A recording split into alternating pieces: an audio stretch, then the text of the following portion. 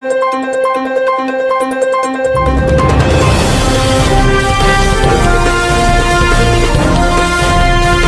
देख रहे हैं इंडिया का नंबर 1 न्यूज चैनल सीधे बोल, खबर आपकी परवाह देश। नमस्कार मित्रों, मैं श्वेता पचौरी और आप देख रहे हैं सीधे बोल। रुक करते हैं खबरों की ओर।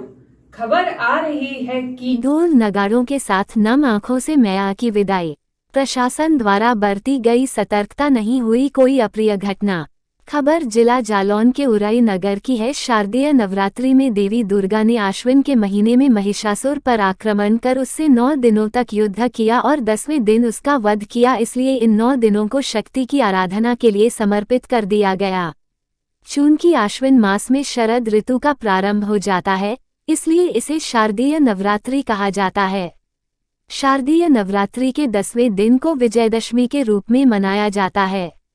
नवरात्र में जहां भक्तों द्वारा विशेष पूजा अर्चना कर देवी को वह अपने को समर्पित व्रत आदि रखते हैं, जगह जगह मूर्ति की स्थापना की जाती है और उनकी 9 दिनों तक विधि विधान से पूजा अर्चना की जाती है।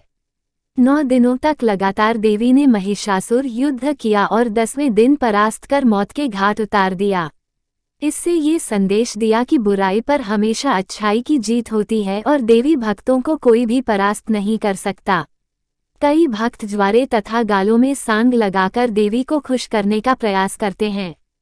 जिस तरह से भी देवी हम पर प्रसन्न हो सके, वो हर संभव प्रयास करते हैं। जनपद में शारदा पीठ, रक्तदंतिका, अक्षरा देवी, जालौन वाली माता, कामाख्या देवी, बैरागढ़ धाम, बनखंडी देवी, संकटा देवी, नीलकंठ मंदिर पर विराजमान मां वैष्णो देवी एवं अन्य मंदिरों में भी विराजमान देवी की प्रतिमा भक्तों ने भजन कीर्तन कर देवी को नवरात्र में अपने ढंग से पूजने का प्रयास किया। आज उनकी विदाई सभी देवी भक्तों के द्वारा नम आंखों से दी गई और 4 पहिया वाहन पर अमीर गुलाल के साथ भक्तों ने कोटरा रोड स्थित चिल्ली के पास तालाब समेत जगह जगह उनकी विदाई नम आंखों से विसर्जन किया। इस दौरान जगह जगह प्रशासन मुस्तैद रहा और प्रशासन द्वारा हर वो बारीकी पर नजर रही जिससे कोई भी अप्रिय घटना घटित न हो सके। तो वहीं स्थानीय प्रशासन द्वारा शासन स्तर पर जो निर्देश दिए गए थे उनका परिपूर्णतया पालन किया। वहीं जिले के कोटरा नगर से खबर आ रही है कि सिंह भवानी मां का चमत्कार देखने उमड़ा जन सैलाब। 9 दिन की समाधि ली थी भगत जी ने।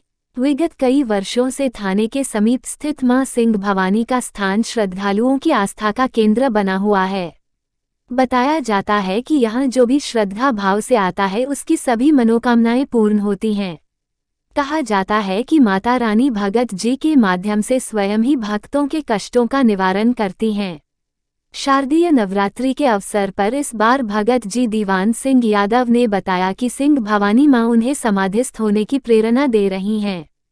तदनुसार भगत दीवान सिंह यादव नवरात्रि के प्रथम दिन ही अपने भक्तों को आवश्यक निर्देश देकर मंदिर के प्रांगण में ही लगभग 6 फुट चौड़े व 8 फुट गहरे गड्ढे में उतरकर रात्रि में लगभग 11 बजे समाधि में लीन हो गए और वहां उपस्थित लोगों की विशाल भीड़ इस अविश्वसनीय दृश्य की साक्षी बनी।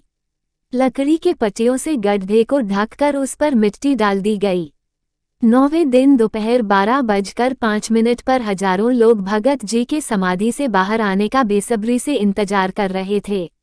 निर्धारित समय पर समाधि को खोला गया और भगत जी को सकुशल समाधि से बाहर लाया गया। बाहर आते ही भगत जी ने अपने माता पिता के चरण स्पर्श करने के बाद मंदिर के प्रांगण में चल रही श्रीमद् भागवत पर माल्यार्पण किया। हजारों श्रद्धालु ये दृश्य देखकर स्तब्ध रह गए। मां सिंह भवानी की जय के उद्घोष से पूरा वातावरण भक्तिमय हो उठा। अब इसे माता रानी की कृपा कहें या भगत जी जैसे साधक की साधना का प्रतिफल, जबकि भगत जी के समाधि लेने के बाद तमाम तरह के कयास लगाए जा रहे थे।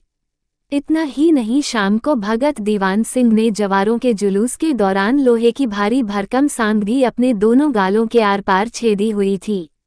सांग इतनी भारी थी कि इसका एक सिरा संभालने में कम से कम 10 लोग अपना पसीना बहा रहे थे। लोहे की इसी भारी भरकम सांग के बीचों बीच एक मजबूत चादर के झूले में एक कन्या को लिटाया गया था। ये सांग भगत जी के मुंह से गुजरती हुई एक गाल से दूसरे गाल के पार निकली हुई थी, फिर भी रक्त की एक बूंद भी कहीं नजर नहीं आ रही थी। जन चर्चा ये भी है कि भगत जी के समाधि में रहने के दौरान भगत जी की पत्नी भी मंदिर में ध्यान मग्न होकर 9 दिन का उपवास कर रही थीं। इसके बाद भी जवारों के जुलूस में अपने सर पर 2-2 खप्पर रखकर और उन्हें बिना हाथों से पकड़े हुए नृत्य की मुद्रा में लगभग 1.5 किमी की यात्रा के बाद बड़ी माता मंदिर पर पहुंची। हजारों श्रद्धालुओं के साथ नगर पंचायत अध्यक्ष सिया शरण व्यास भी इन अद्भुत पलों के साक्षी रहे। सीधे बोल के लिए कैमरामैन डीडी पांचाल के साथ रविकांत द्विवेदी की रिपोर्ट।